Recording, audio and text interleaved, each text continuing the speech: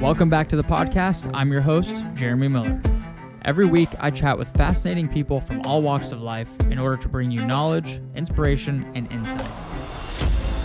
If you enjoy the show, you can support it by subscribing, leaving a review, and sharing it with a friend. This is the Jeremy Miller Podcast. Thanks for being on the podcast, man. Yeah, thanks for having me back. Round 2. That's right. Yeah. Our last episode was great. I think it's like my number 2 or 3 most listened to episode. Oh, sweet. No, good to hear. And people love that one. I mean, we talked pretty much about everything, I feel like, in that one. Yeah, we did hit a lot, I think. Yeah, and this one I definitely want to focus on, at least for the first bit, about the whole ketone craze. Yeah. Because I feel like I see ketones everywhere now. Mm-hmm. And I want to get your take on it because obviously you've been in the running space, professional running space for a while. I know you just had this sports scientist, I guess might be the right way to describe him. Mm-hmm. Just had him on your podcast talking specifically about ketones. And I just feel like I see every influencer talking about ketones, all these athletes talking about ketones, specifically Ketone IQ. And I know there's several different types of ketones. So I'd love to just dive into all this with you, get your take on it. Even like your firsthand experience with ketones, because obviously you've been like low carb for a while, dabbling with ketones. So I'd love to just dive into all that stuff with you. Yeah. And I definitely, seems like to me anyway, just watching kind of like the typical person, health fitness person, athlete start to get in exogenous ketones. I kind of probably came across maybe a little earlier than most just because of my association with low carbohydrate diets. It's like kind of in that world. So I remember, and I mean, it dates way back before me. Even the research is actually a lot older than I think most people think. Some people probably think these have just come out like in the last year or so. But yeah, I was kind of getting introduced to them probably like in 2017, 18, around that time frame. And it was really early back then. It was like they were getting some research done and stuff like that. But it was even less research then than now, obviously. So I had some interest in it. At that point in time, it was kind of just like, it looks like there's not a lot of great evidence for any sort of performance. In fact, a lot of like digestive issues and things like that, potentially conflating the results to some degree, where it's like, if we can solve that problem, maybe there's something there. But until then, it's probably not a great idea to throw something like that down in the middle of your race. But there did seem to be some like recovery and potentially some cognitive evidence early on that made it, I guess, probably more compelling for people to keep studying it, keep looking into it, and trying to keep answering questions and things like that. So I more or less kind of couched it for a while in terms of what I was going to be willing to really kind of play around with, outside of like maybe having some with like, protein after a workout or something like that. Then they started getting a little more, I wouldn't say the evidence shifted by any stretch of the imagination to the degree where now it's like, oh, there's this huge performance advantage you can get with it. But we did start getting more evidence that there could potentially be some performance applications if done right. And then that coupled with some of the earlier research that went along with recovery and then the cognitive side of things kind of gave a lot of the exogenous ketone brands some marketing material to play with, I guess is the way I would say it. So I think really with a lot of marketing, like I don't want to just like totally dump on marketing because like, brands are, they're going to market a research study that points in a positive direction. But a lot of times when I look at sports marketing and things like that, sometimes it's like, is it matching what the research actually did in the protocol? So you actually get the result that shows up in the research. If you get to a point where it's like, okay, there's some reason to believe that maybe this works. And that's where I think it gets interesting with exogenous ketones, because people think of them as like just this thing, like I have a ketone or I don't have a ketone. But really it's like you have ketone salts, you have ketone esters, and you have ketone like diols, which are kind of like the main ones that people are going to more likely come across. And where you land in there will definitely influence how everything kind of works out. So if we dive into just like what is the goal for any of these, whether someone's going to take a ketone salt, a ketone diol, or a ketone ester, is let's assume, for example, that like best case scenario as far as exogenous ketones go, turns out there's a performance benefit from these things. And the research that does show some performance benefit would suggest that it could be up to 2 to 3%. So if you're thinking like, what level of impact that would have if you're a Tour de France athlete, or if you're an Olympic athlete or something like that, who has all their boxes checked and then they get an extra 2 to 3% efficiency on top of it. That's a very meaningful improvement. Now, the way the average person should think about this is like, get your big rocks in place first. Like if you're sleeping like crap, if you're ignoring nutrition, if you're not checking the main ones, then throwing a bunch of ketones at it, regardless, even if they're like as good as they're prescribed in some cases, you're wasting your time and money doing it that way. You should really just get everything else in order. And then if you're like, okay, I've got that system in place, now it's time to seek out these like 1 to 2% type improvement type things. And I would put the exogenous ketones in that category. Best case scenario for performance. So what we know from there is like, what do you do with it? So like if I told you like, oh yeah, taking a gel during a marathon is a good idea, your next question would be like, okay, do I take one gel? Do I take it before the race, during the race, after the race? What do I do with this? And then there'd be a conversation about like how to actually go about it, what your goals, your target ranges and things like that are going to be. Same thing with exogenous ketones. And some of this stuff is still not 100% clear, but we have some idea of what direction it's heading. So based on what we know now, if it is to be something that could potentially give you, say, that 2% or 3% efficiency gain, the loading zone is likely going to be between 1 to 3 millimoles, which is just like a blood concentration of ketones.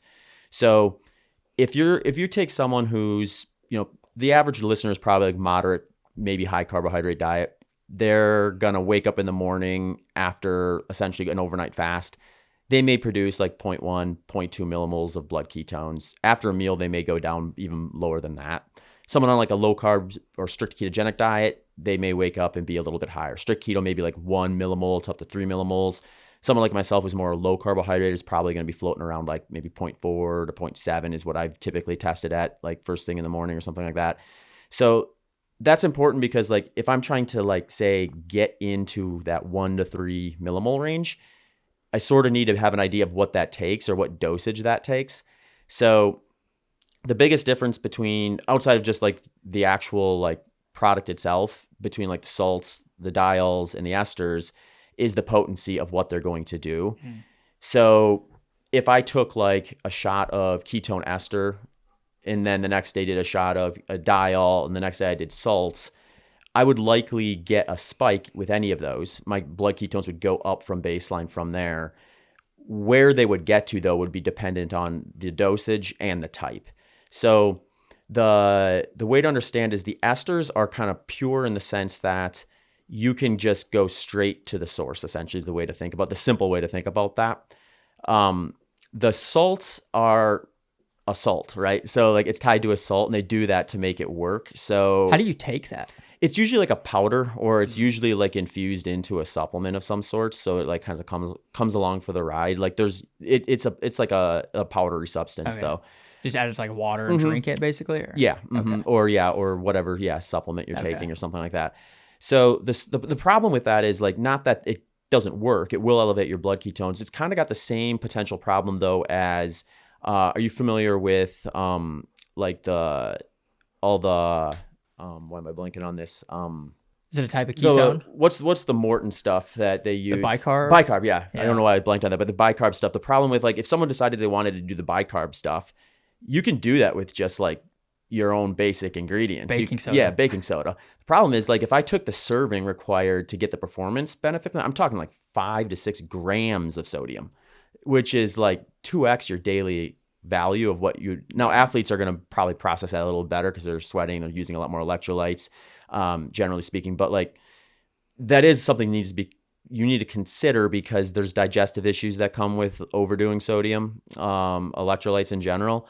So like having that good spot for you personally does matter. So you're gonna have some people who are just can tolerate that and people who can't. So you're gonna get digestive issues with the bicarb stuff. Kind of same thing with the salts where it's a pretty heavy amount. So if I'm trying to say get up from 0.2 millimoles into that like maybe 1 to 3 millimole range, I might have to take a ton of salt along with the actual ketone in order to get there. And if that creates a digestive issue or an unintended consequence, then I probably erase and then some any of the potential performance I would get from that.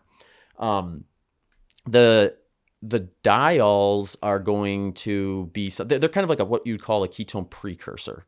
So they will like create your body essentially to make more ketones, but they also have, like, the way they're formulated is the higher you go in dosage, the more kind of more like, I guess the way to say is like more euphoric, almost like a little bit of a drunk type of a feeling. I've heard that. Yeah. So you have to be careful how much of that you take in as well. So really what it comes down to with that stuff is all three of these things can elevate your blood ketones. And the goal, as far as we know right now, is to target 1 to 3 millimoles. We can get in the weeds of that a little bit more, depending on what research you look at. It would sort of point in a direction, from what I understand, like 1 to 2 is going to get you that cognitive spot, whereas getting up above 2, so 2 to 3 is where you're going to maybe see an actual performance outside of the potential cognitive. Because obviously a cognitive enhancement, if you're doing like an ultramarathon or you're in a soccer match and you make better decisions and make 2 less mistakes, and that's one of the studies is actually looked at, I think, soccer matches, and they were looking at number of mistakes with or without, and we're trying to assess like how that would work. I think you can get the cognitive side of things at a lower amount, like closer to 1 to 2, versus some of the more like performance-based stuff that has shown up in some of the research. You need to be a little bit higher. So then you also have to consider that too. Like what kind of effect are you actually looking for? Are you looking for like, I'm sitting at my computer, I'm doing some work, and I want to have like a heightened level of focus? Maybe you're fine with like a diol at a lower dosage because you're not really out there exercising and trying to get up into those higher ranges the way you would be for something like that.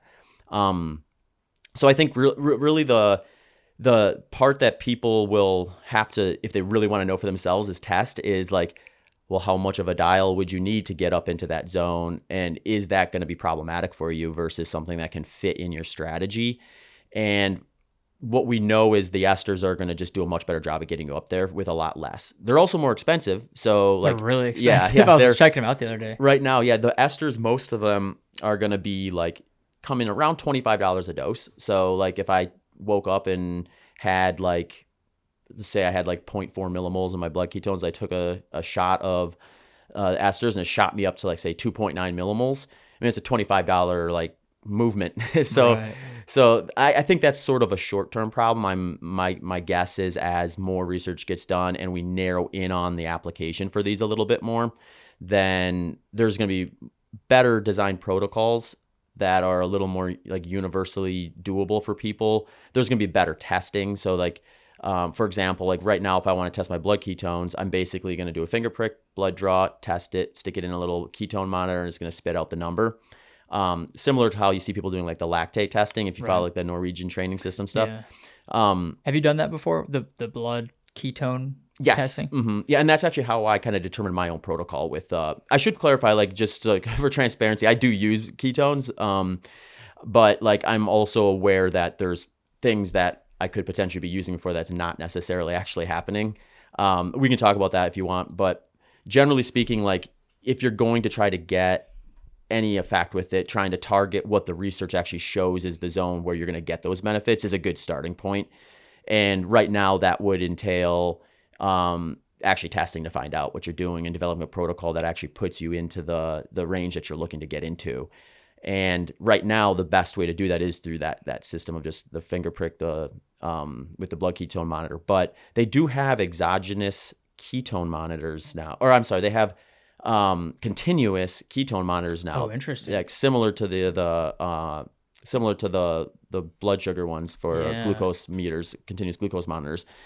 And my suspicion is like with all this stuff, like give it a little bit of time and we're going to have monitors that are going to be telling us all sorts of stuff like what's your sweat rate right now? What's your blood sugar levels at? What are your ketone levels at? And then you're going to behave accordingly to what that tells you. So I think like down the road, that setup becomes a lot easier because now all of a sudden, if you're out there and you take some of, a ketone and you can actually see what it'd actually do without doing the whole finger prick thing. Yeah.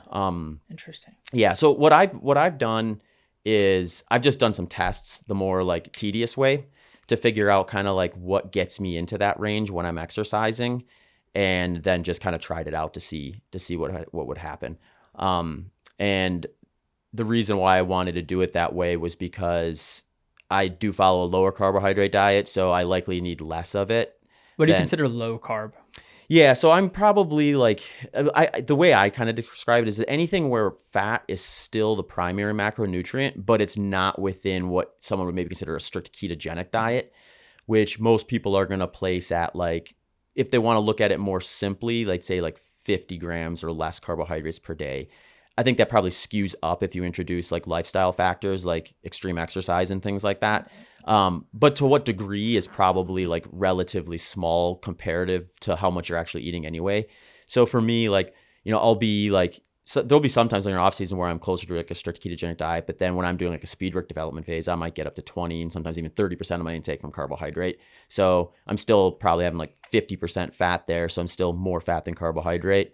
So I'm in that kind of like maybe wider category of low carbohydrate all the time, sometimes skewing towards the lower end of it and sometimes skewing towards the higher end of it. And all that really means for the context of exogenous ketones is I'm going to have more blood ketones probably across the day just floating around than someone on a moderate high carbohydrate diet, but probably less than someone on a strict ketogenic diet. Or the other way to think about it, if I would go strict and just say 50 grams, no more. And then I'd probably wake up in the morning with blood ketones above 1 millimole on a pretty frequent basis. If I went the other direction, high carb, it's just going to skew back down that other way where I'm going to be either, I'm going to be needing more exogenous ketone to bring my out to elevate that versus what I would need in those other two contexts. That makes perfect sense. So if you're higher carb, you're probably gonna have to take more ketones to get into that 1 to 3 millimoles. Okay, that makes sense. Yep. Yeah. And if you're in, this is a question I got fairly early because some of the people who listen to my podcast and follow me because of my low carbohydrate diet, and I do entertain that topic quite a bit. So it's like their question was like, why would I even take that? I'm on a strict ketogenic diet. I'm walking around at 2 millimoles. And as far as we know, the answer is they probably don't need to. Like the question they should be asking themselves is, if you're just averaging 2 to 3 millimoles of blood ketones, you've more or less eliminated carbohydrates from your lifestyle. So some people do that for therapeutic reasons, and there's not great reason for them to bring a carbohydrate back because their life is better without it.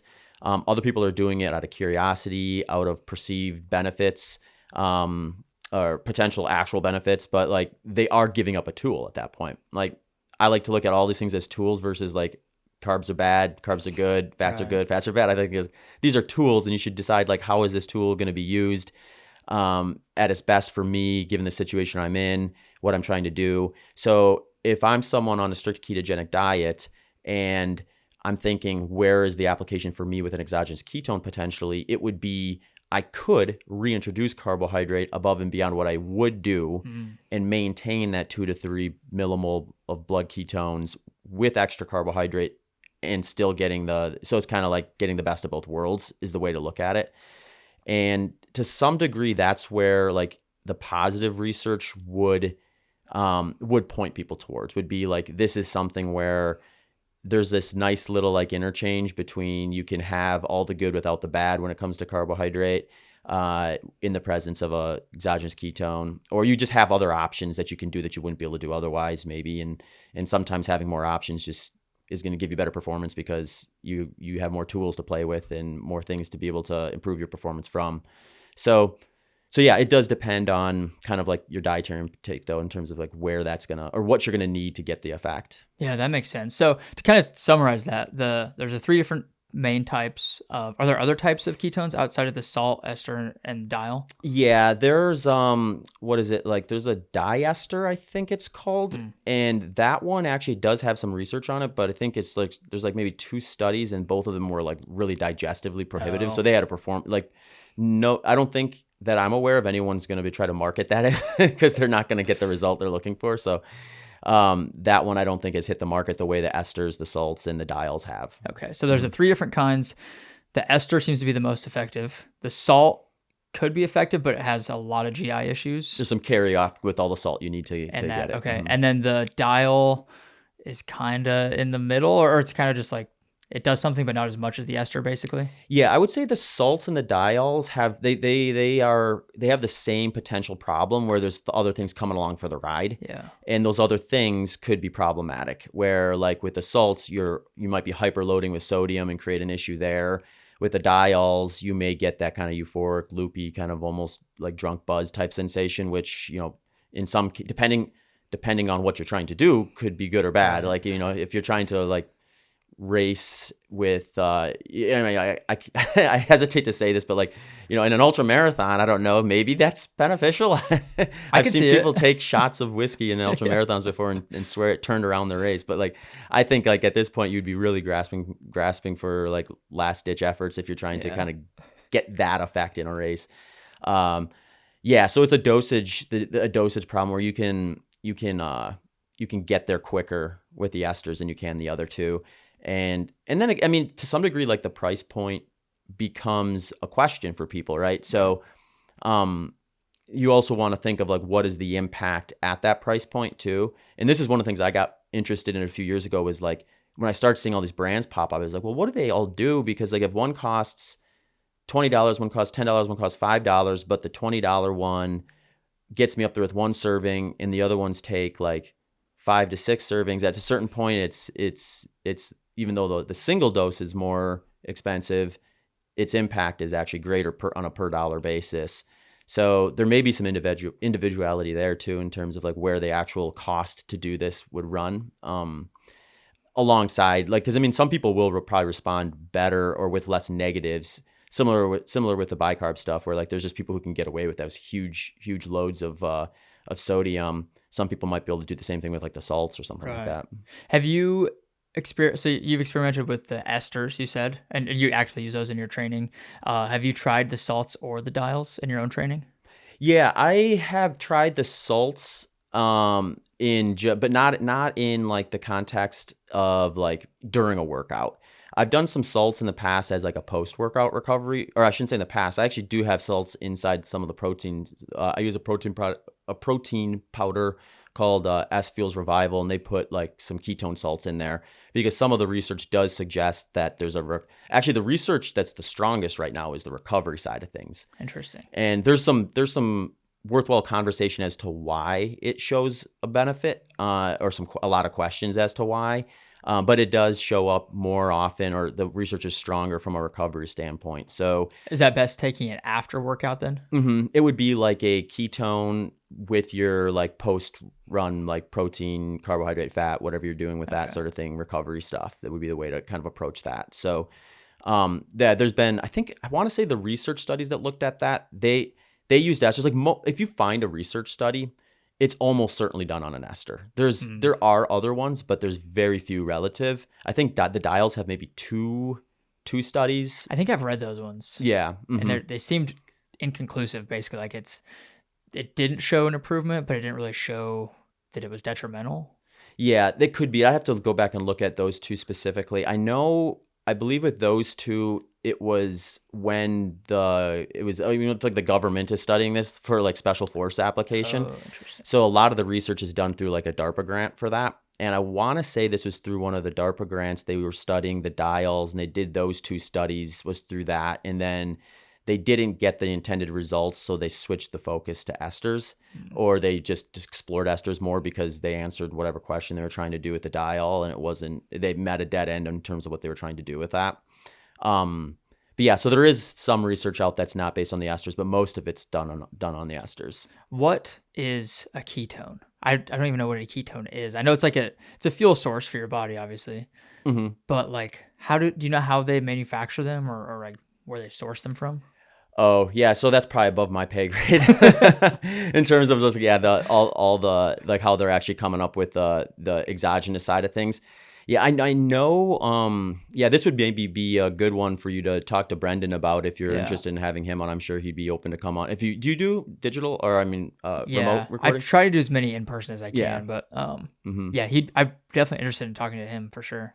Yeah, and this is where the research goes well beyond what most people expect. I think it dates back to even like, I could be butchering this, but I think it's like the 70s or 80s. They were actually working on exogenous ketones, and it's a molecule essentially. And they're, it's a molecule your body makes naturally. So like if the way to think about this would be if you and I decided to go on like a 48-hour fast, then our body is going to eventually start kind of turning over and switching to higher rates of fat metabolization in order to supply the energy, because we're not giving it anything outside of that. And especially at lower intensities, your body's going to be a lot more, it's going to be a lot less likely to want to use liver and muscle glycogen because it's not being provided exogenously. And the process to make it without introducing a carbohydrate source is going to be multi-stepped relative to like how quickly you can get that through your food. So what we would see if we did that is our body's natural production of ketone bodies would just increase the longer we went, and essentially the more we refrained from carbohydrate consumption. So like we could go from having like just trace amounts of blood ketones in our system to having like potentially above 3 millimoles if we did like a 48-hour fast. Or you could also just not eat carbohydrate, have fats and proteins still. And you can get some suppression if you do too much protein, because your body is a process called gluconeogenesis, where your body breaks down excess protein, converts it into carbohydrate essentially, and then or glucose, I should say. But you do have that potential where, like, if someone said, all right, I'm going to take out carbohydrate, but I'm eating 50% of my diet from protein, they're likely going to have suppressed blood ketones relative to the person who's like maybe more on like a 4 to 1 gram fat to protein program, and they're going to have higher because their body's not going to be they're going to be using the protein for its intended purpose, not this multi-step kind of backdoor way to get extra glucose. So are ketones a fuel source then, or are they kind of just like a byproduct of using fat as the fuel source? Yeah, so they are a byproduct. Like Okay. it's the breakdown of the fatty acid and then the Okay. ketone body. So like, yeah, so there is it's not like, I mean, it's a fuel source. It's kind of an indirect fuel source, I guess is what you say, or a multi-step fuel source. And this is where some of the problems occur with performance with like ketogenic diets too. Is the way to think about like lipolysis is it's multi-stepped compared to glycolysis, which is much quicker. So glycolysis is more expensive, meaning that like, What is glycolysis? that's just like your body like burning carbohydrate essentially, or Okay. burning glucose. So like if we decided to like go outside and just start walking and gradually speed up, when we started, our body would be like burning more fat. It'd be a ratio, depending on your dietary intake, your lifestyle, and all sorts of stuff. Where that ratio would land would depend to some degree. But like if we started like gradually increasing intensity, like with running or on a bike or something like that, our body's going to shift those ratios from fats to carbohydrates. The faster or the harder we start working, to the point where like, and the reason it does that is because it's just easier to do it. It's a faster fuel source. So like when you get beyond a certain intensity, your body starts necessitating like a carbohydrate source or a glucose source to maintain. So we do have like, you do have that stocked like in your liver and your muscles, but if you're continuing that exercise long enough, you can hit a dead end there and find yourself like without that fuel source. And so like if somebody like bonks, like the way that you think of it, most people think of that as like, oh, that person depleted their glycogen. Chances are, well, they definitely didn't deplete their glycogen entirely, because you would die if you depleted your glycogen entirely. But the body is really smart. It has like internal, like it knows like as you're getting low. So you have a scenario where I believe it's, if I'm not mistaken, 62% is when your body starts to kind of upregulate the effort or the perceived effort at a given pace. And 62% of your stores of like muscle glycogen. So your body starts getting kind of working against you in terms of your performance goals when you start dipping below there. So, you can get there pretty quick if you're like doing things that are going to promote more carbohydrate metabolism or glucose metabolism. So it is a situation where like, if you get to that point where now all of a sudden you're starting to dip below that number, you're going to have to, it's going to feel like you're working harder to produce the same outcome. So you're actively starting to kind of fight your body, which is trying to defend the glycogen, whereas you're trying to kind of tap into it. And this is where in endurance sport or sport in general, people will start taking exogenous ketones so they stay above that. So they stay in that like low perceived effort or optimal perceived effort at a given pace. And then like, that's just then the next question is always like, how much do you need to do that? And that's going to be person to person dependent or intensity dependent, dietary dependent and stuff like that. Interesting. Have you read The Science of Running? by Steve Yeah. Magnus. Mm-hmm. I'm like 4 or 5 chapters into that. Yeah. Everything you just explained is in the first few chapters of that Yeah. book. Uh-huh. I'm like, I'm following along. This makes sense. Yeah, I love that book. If you would have It's told great. me that like 3 months ago, that would have went way over my head. Because I'm like, what is he talking about? But Yeah. it makes so much sense. Yeah, and it's like that internal subconscious governor that that our brains have. Yep. When we start pushing too hard, we want to go farther, but our bodies want to stay in homeostasis, essentially. Yeah, So the it's like, body, your brain and your body do not care about your performance goal. Like, Yeah. they do not. And it's like when you start dipping low, like you want to will it, but it's like, hey, we do not care. We're just trying to exist. Yeah. So could you be 100% carb burning, 100% glycosis, and use ketones and like get the benefits of both of those at the same time? Yeah. So there's two things to think about with that. One is yes, and like carbohydrate presence alongside an exogenous ketone is probably the best application if you're looking for performance. Where people will want to be careful is, let's say like we just put a halt on the research and said this is all we're ever going to know, or we just say let's back up actually one more step. Let's say the research we have is 100% accurate and we're not going to do any more of it, and it's just what the research currently says is actually what happens when people do this. We would likely see reduction in performance, or at least neutral, if someone was doing something that was a little on the higher intensity side of things. So if someone's racing like a 5K, an exogenous ketone is potentially going to work against them, not for them. And we don't necessarily know what that is. There's mechanisms that we speculate with that. And it could just be that it is like making it a little more difficult to have that, to do what you, because like glycolysis, like I find this topic funny because like you get into like the low carb ketogenic world, and sometimes you'll have people that are just like, they're against carb metabolism, like just like full stop. And I'm more of the line of like, let's think about how this impacts performance. And then if there's some sort of reason for you to avoid carbohydrate, despite that, more power to you. But like the way I look at it is like, there are times I want to be as glycolytic as I can get because the work demand for what I'm doing is going to necessitate that. And, if I can have like a skewed fat metabolism to some degree and maintain some of that in that present, great. But, I want to be able to, I don't want to interrupt glycolysis. So one of the mechanisms that they're speculating with this right now is like in these higher intensity endurance sports, it's possible that the exogenous ketone is actually like making it more difficult for the body to run that process. Do you know what the time is on that? Like, is it a half marathon, 10K?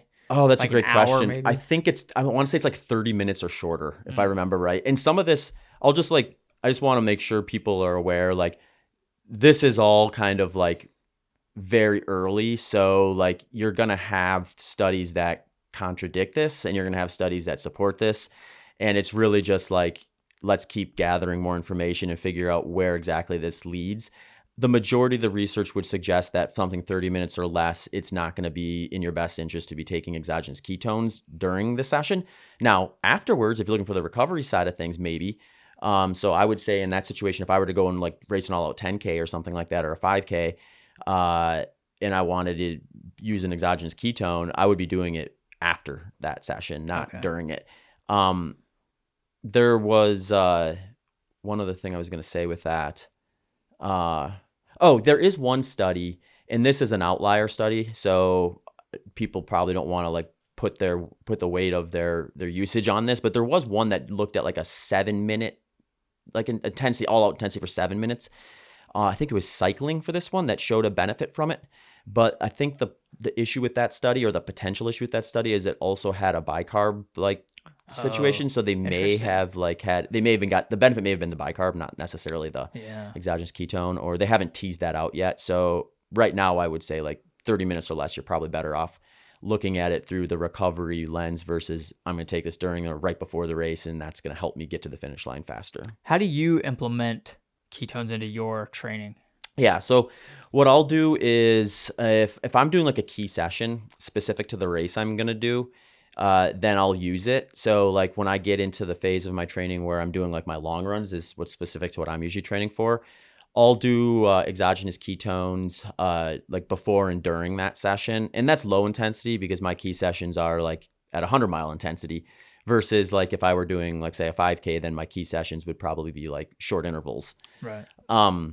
So I'm doing it like I'll do usually if it's just like a long run, I'll have like a bottle before.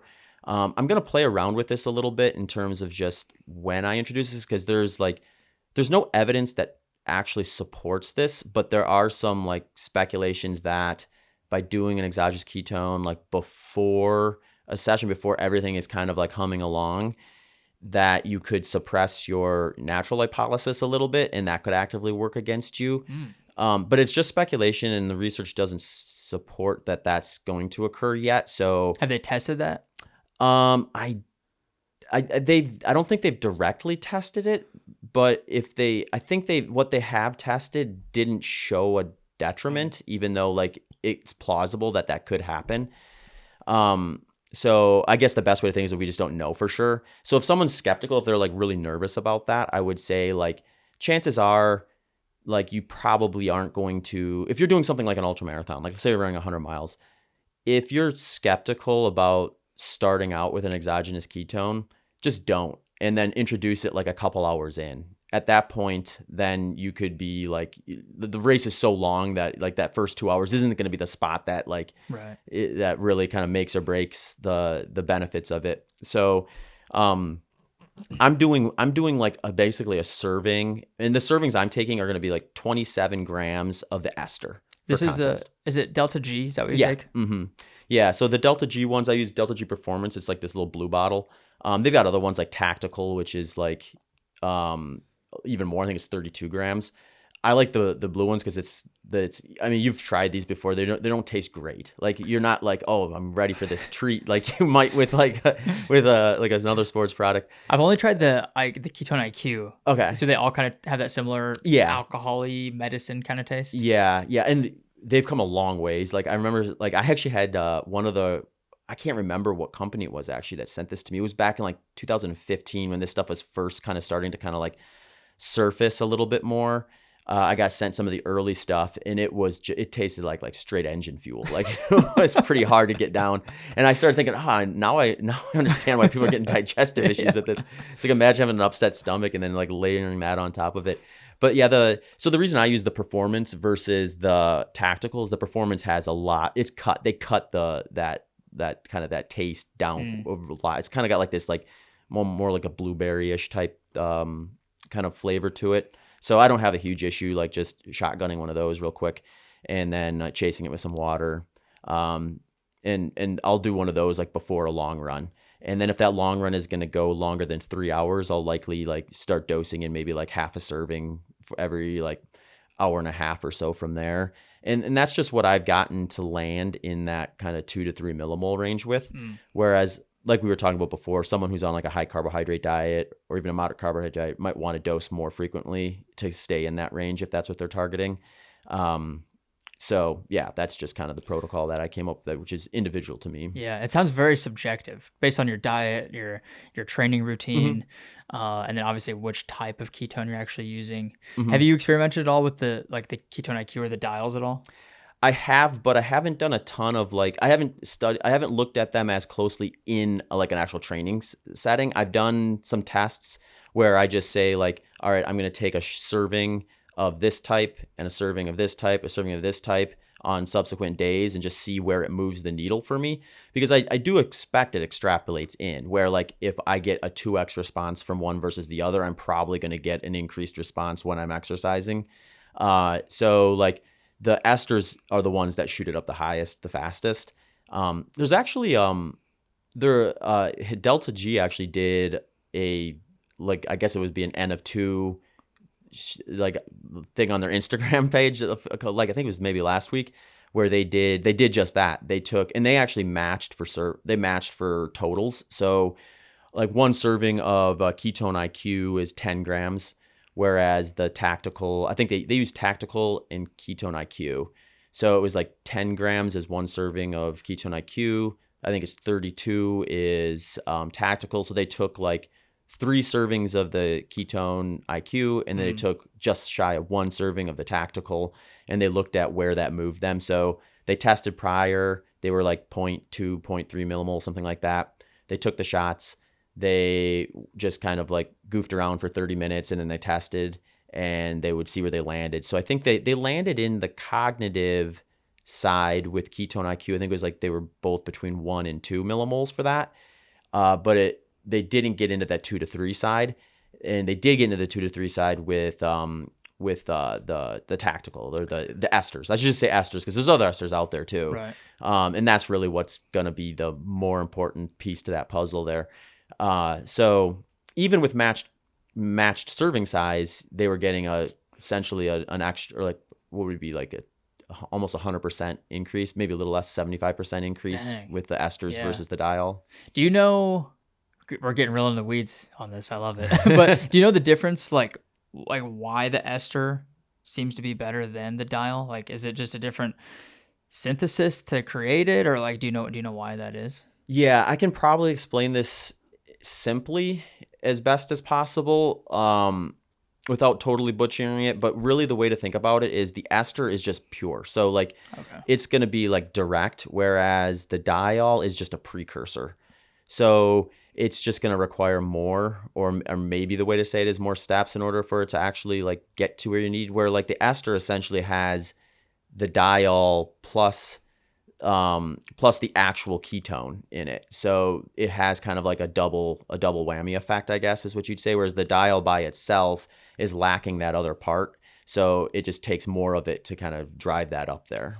So how do you go about, like you personally, how do you go about testing this? Obviously you have like the finger prick, the blood, or the blood ketone monitor. Have you done it during training or only at home? Like, what does that process look like? So this is the way I think people should do it, or how I did it anyway, is first just test to see what you get at baseline. So like wake up in the morning, test the blood ketones, see where you're at, and then do like a serving of whatever product you're trying to use, and see where that lands you. So like, let's say you do a serving and you're like way up into like the 2.9 millimoles, let's say. Then like, at that point at baseline, one serving is going to push you up into that point.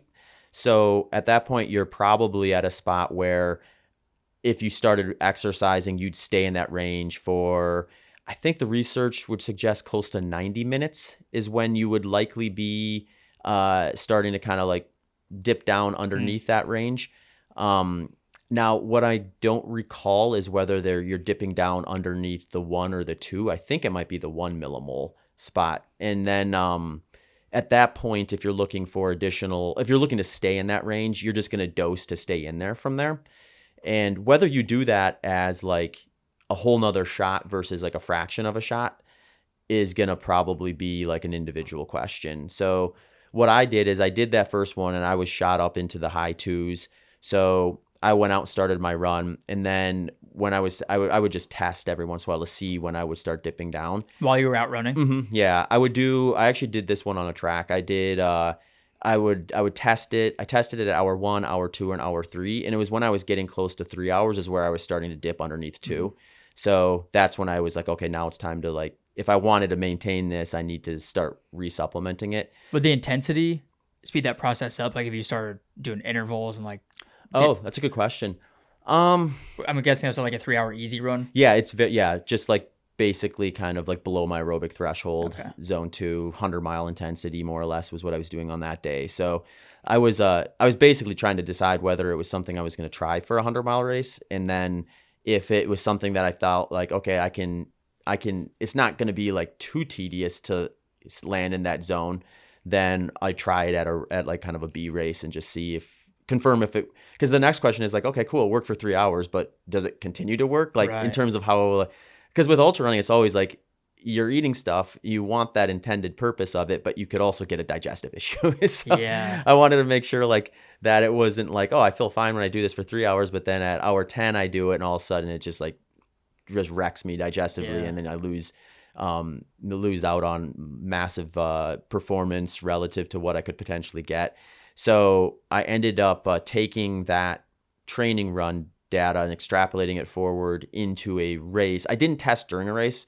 In hindsight, I wish I would have done this. I would have tested blood ketones every like lap. I was a Rocky Raccoon 100 last year. So like really the only reason I shouldn't say the only reason, but the main reason I did that race last year was to test exogenous ketones to see if it was something that it would like create a problem for me. because I was at that point I was thinking, okay, it's not giving me any negative things, and like I'm not seeing anything negative from this. It's potentially a positive. So like if I'm trying to like run my best race of the year, like maybe 1 or 2 times, or take a couple big swings per year, it's like, well, I'm probably going to try using it if it's not going to have a negative, it has no negative thing to it, and just hope for the best from the positives. But I wanted to eliminate the potential for a negative before I did it at like a race where I was really going to try to like push myself to the limit and get everything out of what I prepared for. So for that race, I was doing basically what came out to is a full serving every 3 hours. And that was the ester from Delta G? Yeah. Okay. Mm-hmm. Yeah. Interesting. Yeah. Every 3 hours. When go back to that track day where we're testing that during training, were you fasted? So I'm curious because obviously ketosis is associated with fasting, or like high fat diet, low carb. So could you be in ketosis, taking ketones, you get up between like 2 to 3, could you start taking a bunch of gels, like high carb gels? Would that push you lower because you're then introducing more carbs? Like that dynamic seems so interesting. Yeah. Yeah. So if you introduce carbohydrate, you're going to drive down the ketone bodies. But in that context, you probably would want to, because if you're already in 2 to 3 millimoles from like your ketogenic diet, then it kind of goes back to what we were talking about before. If you took a ketone shot on top of that, maybe they just don't know, but I'm pretty certain there's no reason to drive above 3. So other than potentially causing problems. Right. So for that person, like I think if they were to take in an exogenous ketone, they probably want carbohydrate longer, so they actually like stay in that 2 to 3 versus go above it. So it's all about finding that sweet spot to where you're getting in carbs still. Like, I'm assuming you still take gels and fuel during. So how many carbs can you take without going below 2, essentially? And then how many ketones do you have to take to stay above 2? Yeah. That's kind of the balance. Yeah. And I was kind of running like pretty close to race day simulation when I did the exogenous ketones with the carbohydrate side of things too. So for me, I'm usually like, I was actually a little bit lower. I think I was closer to like 30 grams per hour of carbohydrate during that session. Whereas on a race of 100 miles, I might push up to 50 grams. I'm usually like, based on my fat oxidation rates across the intensity spectrum that I've had tested in the past, like for me at 100-mile intensity, like 40 grams is a pretty good spot. It's like, it's enough to like make up for the ratio of carbohydrates I'm going to metabolize every hour at that intensity. And it's not so much where I'm really worried about a digestive issue at 40 grams. Now, if I'm pushing up to like beyond 60 grams, that's where I start worrying like, okay, I might end up just kind of flooding the system, so to speak. Or the way I should say it, if I wanted to do more than 60 grams, I'd probably have to really make that part of my training protocol of trying to train my gut to be able to tolerate more than that. So, and then you'd have to take more ketones, you think, right? Yeah. Well, if you're somebody who's even in that context, I would imagine so. I would think like if I went from like, say 30 grams to 60 grams, it would probably require more exogenous ketones in order to stay in that same zone that I did when I was at 30 grams. Interesting. Man, there's so many moving parts. I know. This. Yeah. It gets so complicated. This is why I think it's like worth just restating. Like if you're someone who's like, I'm training for this race, I want to maximize performance. I find it to be like, I guess maybe if it's a scenario where you're just like a one and done person, you're just going to go all in for like a year and then just be done with it, then you probably have a different scenario here. But I think most people are just, they're trying to kind of continue a process of improvement. So stepping back and being honest with yourself about like, well, what can I do with say like a 6-month time frame to best maximize my performance at this next race that I have on the schedule? And pick the things that are going to be the biggest movers to optimize first and get really consistent and almost intuitive with them so that you're just kind of doing those and it almost feels weird if you don't. So you're not like stressing about it. You're not overthinking it. You're just doing it because it's part of your lifestyle. And those things are going to be like finding a nutrition plan that works well for you, that kind of matches your lifestyle to the degree where you feel good in your workouts. You don't feel like, your nutrition is actively working against you. Recovery, so things like sleep, the amount of time you're giving yourself between key training sessions and things like that. And then just the right training program. So like, what are you actually doing to improve your performance from the training input side of things? Like getting that stuff just rock solid first is going to be like such a bigger mover. And then it's going to make all these multi-step things a little bit easier to introduce, because now all of a sudden you're just introducing one thing versus a variety of things. So if somebody's like, all right, I've got my normal day-to-day nutrition dialed in, I've got my recovery, my sleep hygiene dialed in, I've got my training setup dialed in. Now I'm just going to introduce an exogenous ketone to see where that puts me with that other stuff. Consider that other stuff like non-negotiable. And then if the exogenous ketone is something that proves to be useful, great. You have a small potential additional benefit. If it doesn't, no big deal. You're back to the core movers, and you can pick something else to add and try to maybe give yourself a couple percentage benefits based on something else. Maybe that's like a different piece of gear, or tweaking your training slightly in a different way in order to kind of take another step forward based on what you've done in the past. Yeah, it's a really good point. It's kind of like eating a diet full of processed foods and then taking some multivitamins. Right. Yeah. It's like if you just ate better foods, you wouldn't really need to take the multivitamin. Right. Or you could eat good foods and then that multivitamin could be a boost. But it's Yeah. like those bigger things are going to make the biggest difference, obviously. Yeah, that's a great point. It's pretty much the same thing, I would say. Yeah, I think it's worth to say, just remember, supplement is supplement, not like this is going to cover my base. This isn't like the foundation. So I think what Brendan said was like, yeah, if you have if your diet is terrible, you're not going to mask that with exogenous ketones. So it's not going to fix the problem. So fix the problems, make sure everything is kind of like dialed in.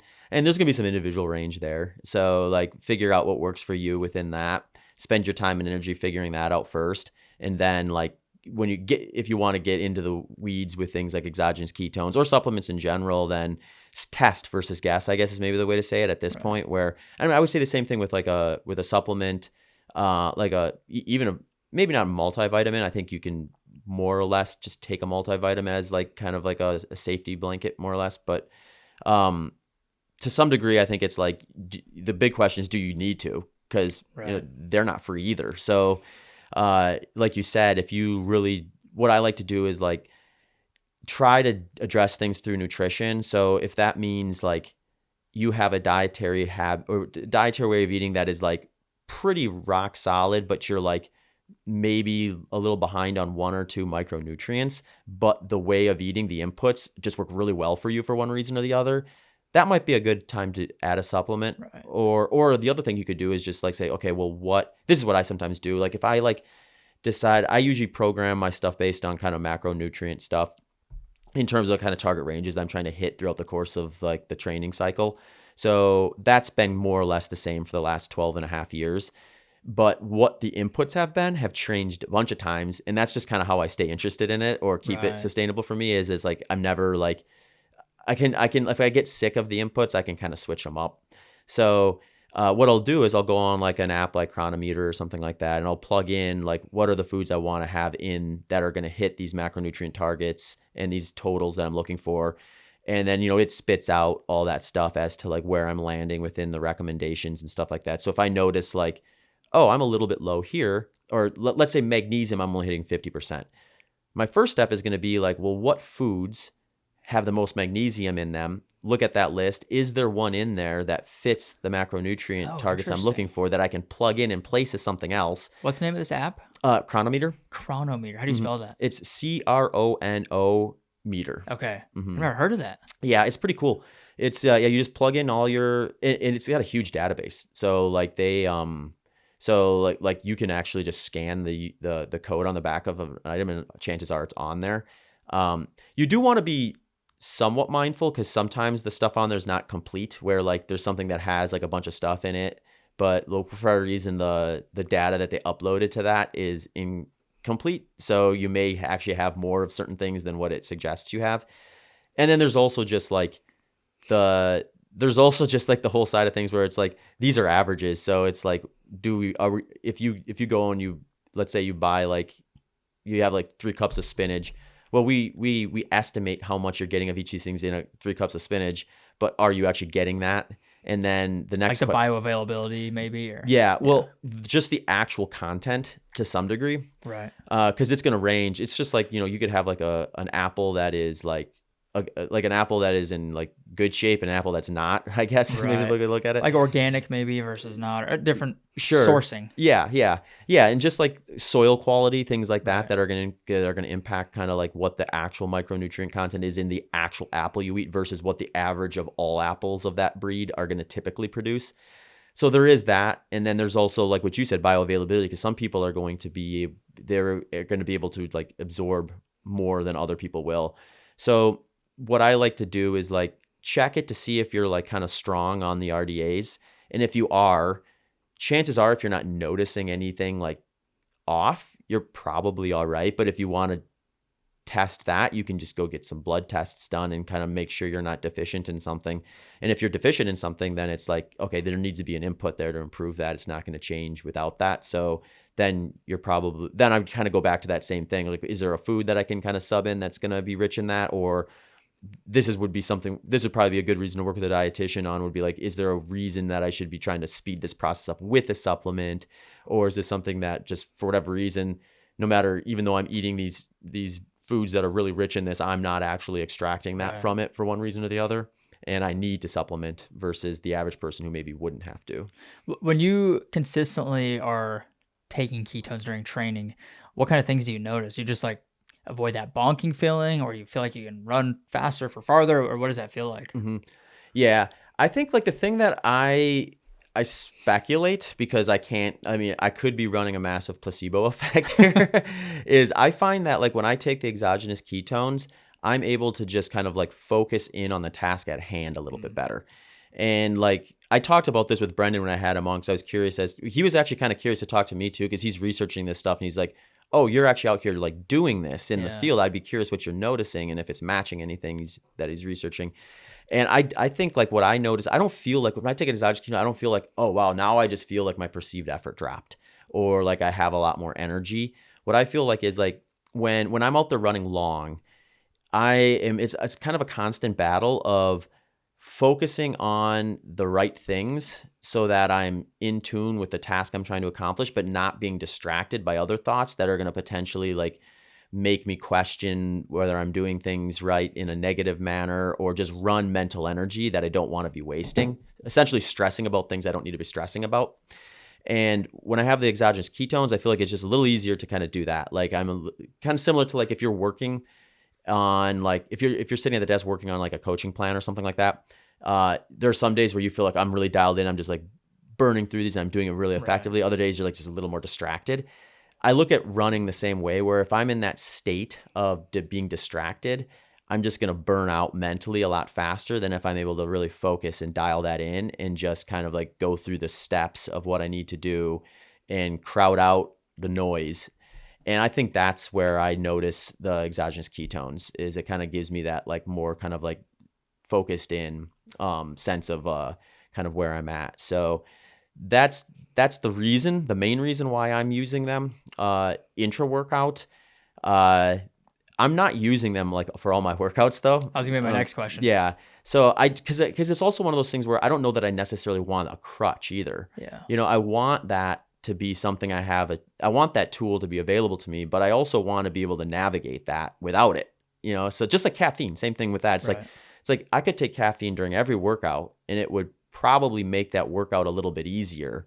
But sometimes I don't want to make the workout easier if I can get the quality out of it without making it easier and introducing that so that when I do use it, it has a more pronounced effect. So I sort of look at it the same way as that. So I'm basically using these mostly for like big training sessions that are of lower intensity. So like long runs. I'm using them the most in training when I get to like the last third of a plan for a big race, where my main training input is like maybe back-to-back long runs or something like that. And then I'm using them on race day. So I'm not taking them like before or during like a short interval session for things we talked about before, with like the potential actually negative impact of them.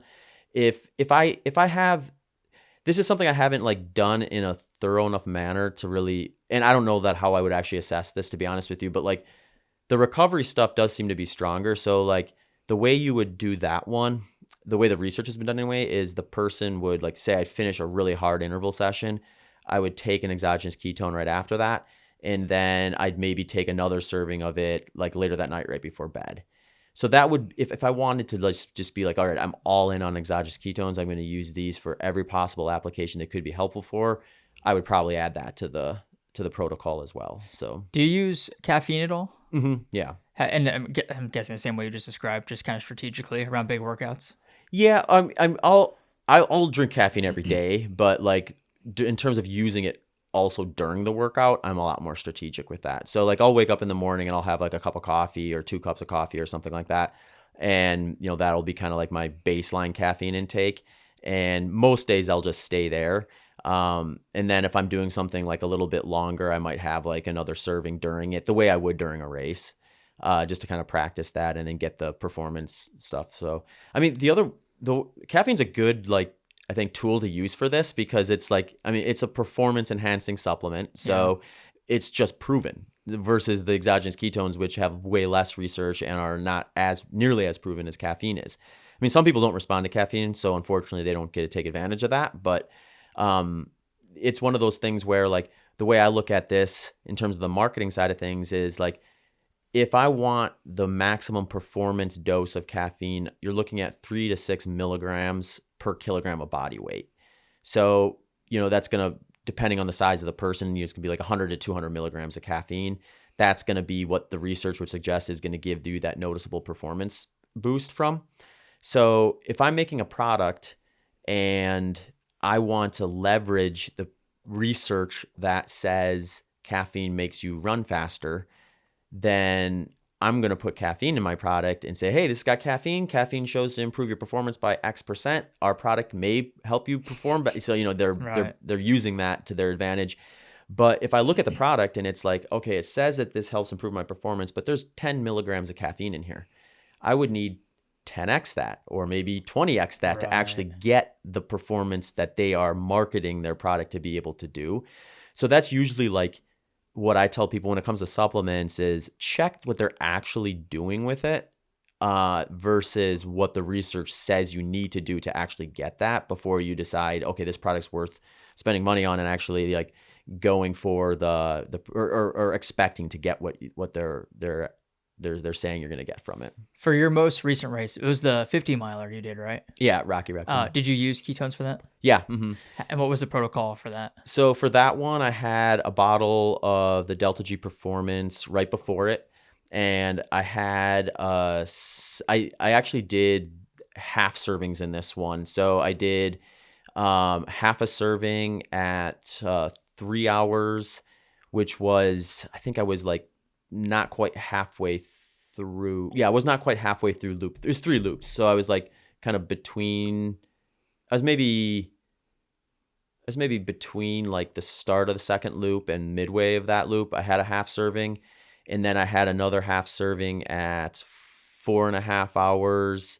And then I had another half serving at 6 and then I finished in 7. So, or just under 7. So I didn't have the other half of that one. That's a fast 50 miler, especially for a trail race. Yeah, it was pretty wild actually. So it was it like stormed the whole time. Did you follow the Rocky Raccoon 100 mile at all this year? Yeah, it was like a swamp, like a pond out there. Yeah, so it did the same thing for the 50 miler. Like Nicole and I both did it, and we were just like, oh sweet, they got all the carnage last weekend. We should be all right by Saturday. I thought like the course is probably gonna be somewhat torn up, but I was like, it's gonna be better than it was for them. And then we're looking at the forecast. There's another storm system coming through on Friday night. So like, uh-oh. And it just like, thankfully, it didn't rain the whole time, but like there was like, I think 3 or 4 just like 15 to 20 minute just like total downpours. Jeez. So it was like the first loop it was kind of muddy, but not too bad. By the second loop, it was like almost unrecognizable because everyone had trampled through there at that point. Yeah. Then we had a couple big downpours already. So it was like, just like flowing water down the trail in some spots. Oh my gosh. Were you able to run the whole loop or was there some parts you had to walk because of the water? Yeah, I was able to run the whole time. I mean, I was self-crewing myself for that one. So like I'd go through an aid station and stop and refill and stuff like that. Or I'd get to the start finish and I'd throw my bottle and grab a new one and that sort of thing. And then sometimes walk a little bit out to get myself kind of sorted and organized. But yeah, I was basically running through all of it. Did you win that one? Mm-hmm, yeah. Who came in second? Nicole. Oh my gosh. How far behind you was she? The bittersweet. Yeah, she was, I think, 41 minutes behind me or something like that. 41, 42. Oh my gosh, that's amazing. We joke around because like when usually like unless one of us has like a really bad day, usually like I'm between 30 to 60 seconds per mile ahead of her. And so like if she has a really good day and I have an okay day, it's like, oh, I'm only about 30 seconds per mile ahead of you. If I have a really good day and she has an okay day, maybe I'm 60 seconds. So it's usually somewhere in between there. That's awesome. In terms of, yeah. So it loaded in there with like, I think roughly 40 minutes for 50 miles. That's going to be between 30 and 60 seconds per mile. Do you guys do a lot of races together like that? Or not together, but participating in the same races? Yeah, a lot of our B races we do because like neither of us really need the other one to be like they're crewing for them. When she's racing like a race where she's like, this is my target race or I am, it works a lot better when it's not both of us from our experience. Although we haven't done a lot of that. Usually we're kind of planning enough ahead where it's like, it's a rare situation. Like I guess an example of that would be like, and we both got into Western States in 2018 and it's like, you just don't pass up on a Western States. It's just so hard to get into that event that we're like, okay, we're going to find a way to make this work so we can both be out there. But typically we wouldn't do that. You're about what, 4 months out from Western States? Yeah, it's mid to end of June. Nice. Oh, I'm not doing Western States. I thought you were this year. No, Who else? There's somebody else. Oh, I think it's Sally McRae is doing it. Yeah, she got in on a sponsor spot, I think. Yeah. I'm not sure what sponsor she worked with to get in, but she's in. Okay. For some reason, I thought you were doing it. I know you have done it. Yeah, it was my first 100-miler, actually. That's okay. Yeah. Dang. Yeah. My hope was maybe what you're thinking of is when we chatted last, I was preparing for the Javelina 100, and had I raced a little better there and gotten a spot, because you can race in from Javelina. Had I gotten a spot at Western States, I would have taken it, and then I would be building up for that. But right now, I'm building up for a 100-mile on a track at the Pettit Center in Milwaukee. So that's where you set the record, right? Yeah. So I'm going back there to see if I can better my previous time. Is that still the standing American record? Yeah. For 100 miles? Mm-hmm. And what was the time on that again? 11 hours, 19 minutes, and 13 seconds. Oh my gosh. And that's 6:50 pace, right? Yeah, 6:48. So. Oh my gosh. What's the plan there? Just beat that basically? Yeah, that's kind of the plan. I think there's the big variable that I'm still working out outside of just trying to improve my general like fitness and things like that is when I did that in 2019, I was wearing a shoe called the Ultra Solstice, which is basically like kind of a little bit of a low profile, maybe like marathon racing flat. Whereas now it's like you're going to want super shoe technology if you're going to try to get, I mean, we're talking about like 2 to 3% performance efficiency stuff of that. Like the super shoe tech can be anywhere from 2 to 8% efficiency standard stuff. So you're talking about a pretty big jump forward with the same relative effort if you can get that. So this time around, I'll have that advantage to some degree, hopefully. The shoe I'm going to wear is just coming out, so I don't really have the data on it yet. I guess I shouldn't say I'm going to wear it because I haven't done anything in it that would suggest that I should be confident enough that I shouldn't say that either. I'm confident it's going to work, but I'm going to definitely test it before I confirm for sure that I'll use that shoe. But which one is that? The Ultra Vanish Carbon 2. So I have done some racing in their initial one, the Vanish Carbon, but I haven't been as fit as I was in 2019 when I ran that, and I haven't done that event specifically. So that one is so controlled. It's a 443 meter track, and it's inside the Olympic training facility. So there's, it's kept at like 55 degrees Fahrenheit. So it's like a setting that you're just not going to really find anywhere else for the most part. So it's really hard to kind of compare that day to other days unless you're like actually back at that event. Yeah, dang. And when are you doing that? That's in June. I want to say like third week in June. Wow. Do they just let you just use a facility? Do you have to like rent that out, or how does that work? Yeah, so it's an event now. It's called 6 Days in the Dome, and they actually do a 6-day event, and they do, I think it's actually 2 48-hour events inside of it, and they might even have 3 24-hour events now inside of it, and then a couple of 12-hour events. So I'm going to try to pick the day. I'll probably actually just sign up for one of the 24 hours and then just work within that. I could only need like half of that window. Yeah. Less. Yeah, and I could sign up for the 12 and still try to get in there, but if they're doing it like they were in prior years, the 12-hour ones would start at like 9 p.m. and I'm just not really looking to start a race at 12 p.m. and run through the night if I don't have to. Yeah. I'd rather start at 9 a.m. and run during the day. Dang, that'd be cool to see. Yeah. But you have like a media team out there or anybody documenting it? Yeah, I think I'll have some, like my family lives pretty close, so they're like 3 miles out. So I think we'll get some content from that one. Yeah. Dang.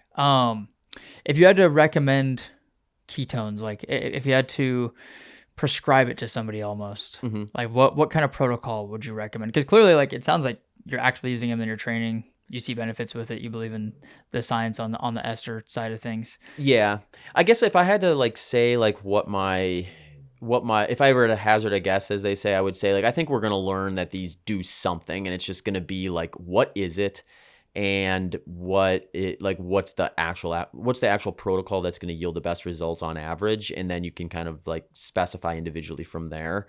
So yeah, if someone said like, hey, I'm interested in trying out exogenous ketones, I want to kind of like figure out how to implement those into my protocol, what should I do? I would tell them, first we would do what we were talking about before. It's like, let's make sure you're checking all the main boxes. And if they're not, I would just say, hey, do this. If you're really curious about it, some people are just curious and they want to try things out and see what happens and test. I'm definitely curious now too. Yeah. I mean, there's people like that where it's like, that's kind of their hobby is testing things out like this. And it's like, who am I to say like, you should like, people go to casinos and gamble money as a hobby. It's like, if they want to spend money on exogenous ketones and see if they work or not on them and their stuff, it's like, cool. So what I would say, like what I would do to try to like maximize the value of that would be, if you're not dialed in your other areas, I would say you're dialed in, like just following you. Like, I mean, everyone can make improvements somewhere, but for the most part, you're not just not like big glaring holes. It's Right. For you, it's probably more like, all right, now, cause you do so many different things. It's probably more about like, how do I kind of structure things to match this versus the other thing I was doing before. Right. Versus like you need an overhaul in your nutrition, or you need to like just like completely revamp your sleep hygiene and stuff like that, or your recovery protocol. You probably are pretty like aware of like when you shouldn't go out and hammer through another workout and take a day off and that sort of thing. So in that situation, like if they didn't have that, I would say give yourself like, make that your reward. Like you clean up that stuff. That's your opportunity to start getting curious about this. So then they have like an incentive. And then you get there, then I would say like, assuming that at this point they don't have the continuous ketone monitors, I think when those come out, that's going to be the easy thing.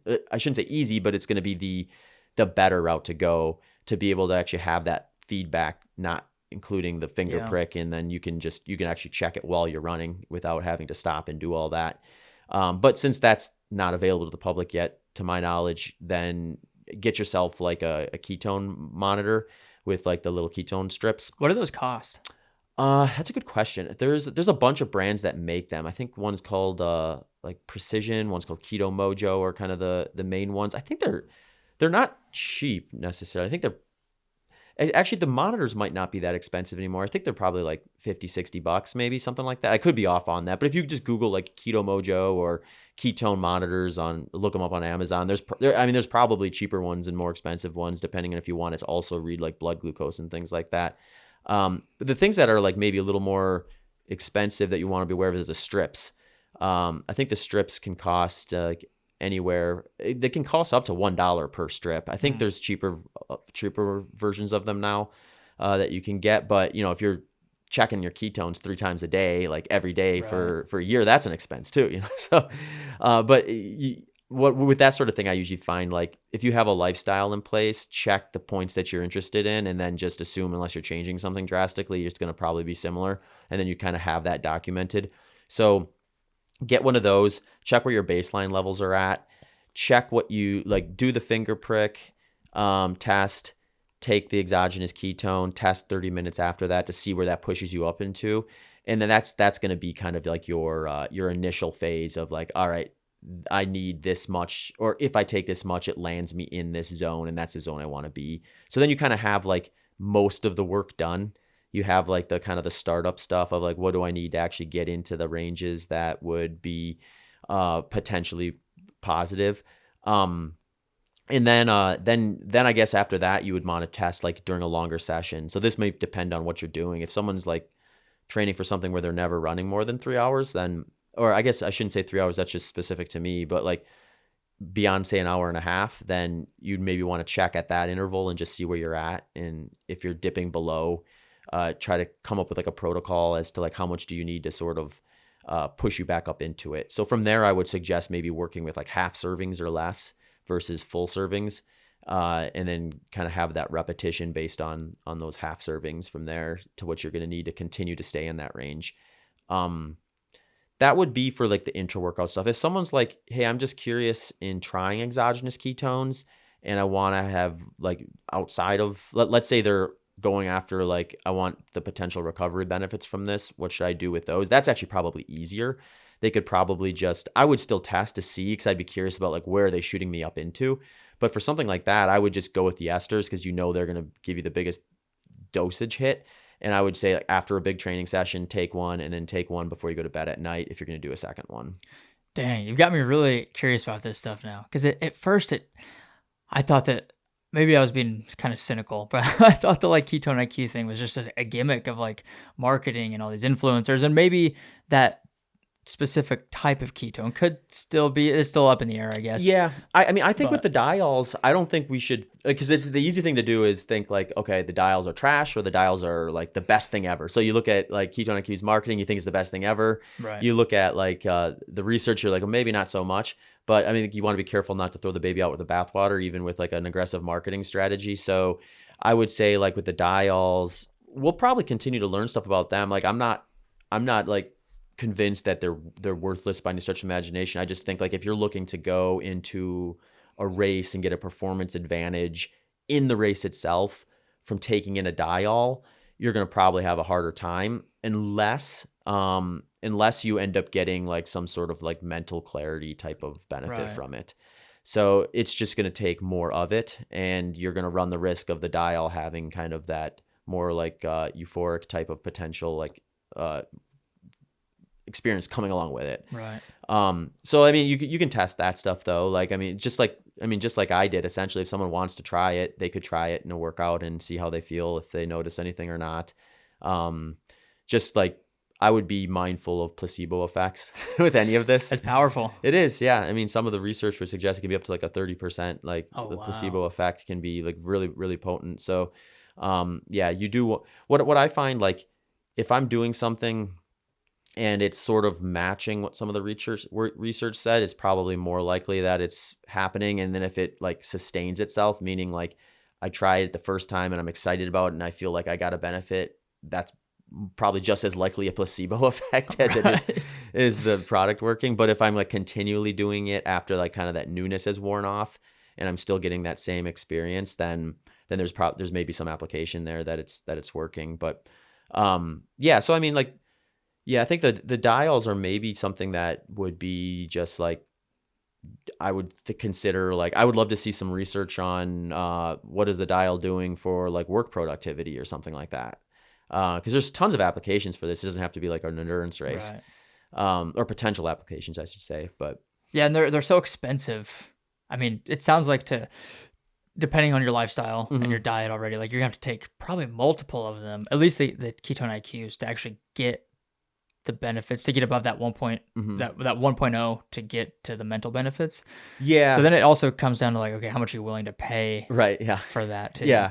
Yeah. And I think like that's my hope, assuming this stuff continues to have some sort of application that's positive for people, is that like over time prices will drive down as more stuff comes out, and the market takes care of that usually, to the degree where now we're not spending quite as much on this sort of stuff. I don't even know what Ketone IQ's shot is, but like I know it's cheaper, but I think it's like $5. Is it? Okay. Yeah. So then I guess if we look at that, if we look at the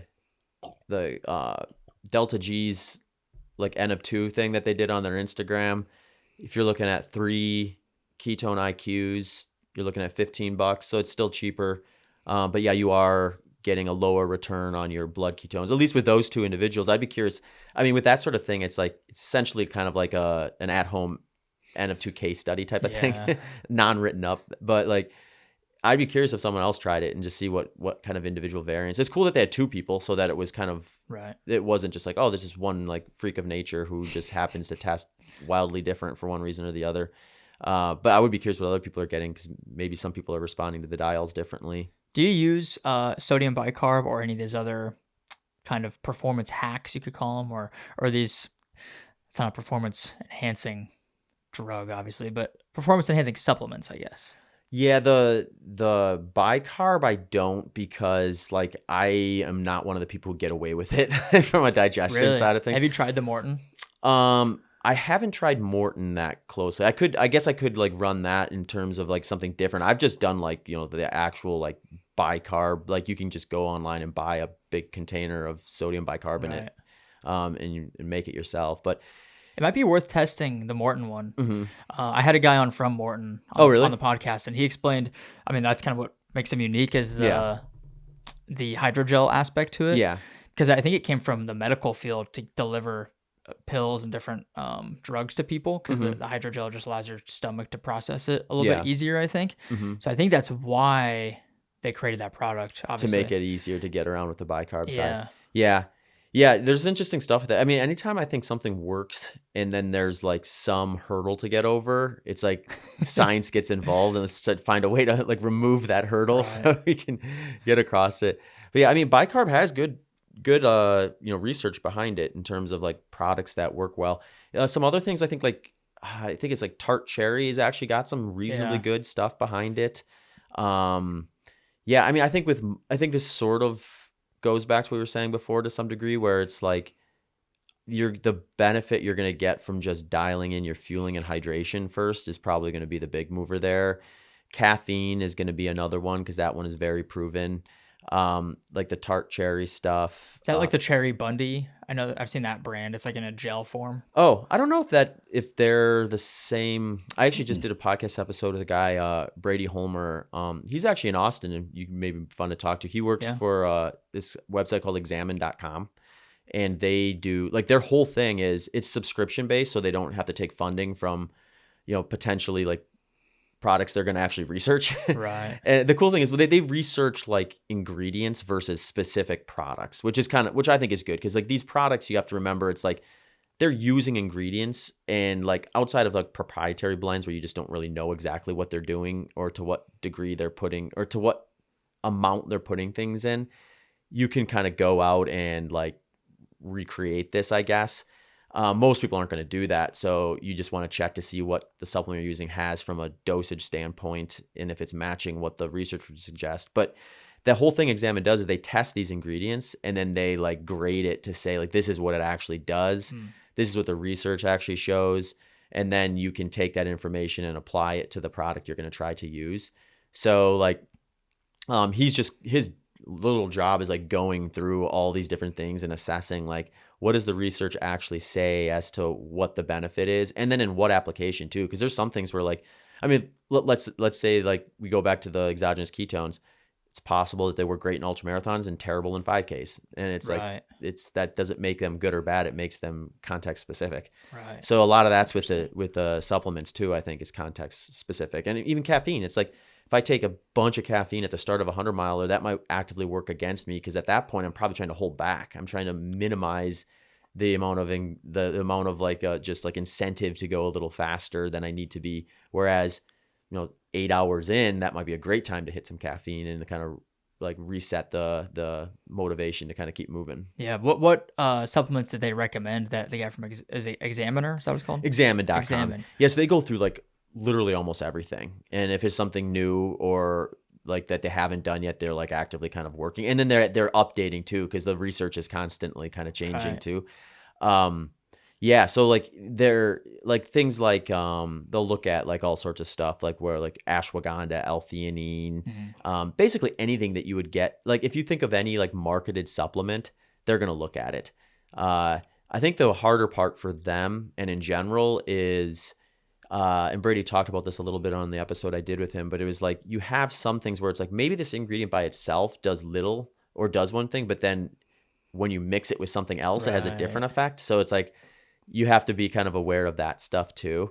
And I think they do some of that where it's like, in combination with this, you're going to get a different effect and stuff, but it's kind of a cool idea. And the fact that they're just, you sign up for a subscription and then you have access to their database essentially.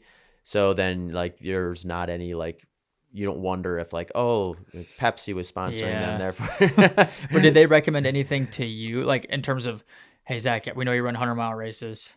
This is from our research and what we found, this supplement, like a tart cherry, like this is what we think you should use. Yeah, he did say, I think tart, I don't think specific to ultramarathon, but maybe just a performance in general, endurance, tart cherry was one. Caffeine was obviously one. It's actually a pretty small list. Like outside of like with ultramarathon, I think it's like getting in some food or if we're talking supplements like sports products or things like that. So like when I'm out there, you know, I'll be using a product called S Fuels Race Plus for like the carbohydrate side of things. And then I'll mix that with some solid food options if it's something long enough where I'm not going to go all liquid calories. And that can be something as simple as like salty crackers or pretzel or something like that, which isn't really a supplement, but it's food. Yeah. But it's like the big mover for the most part. Do you take gels or just those liquid calories?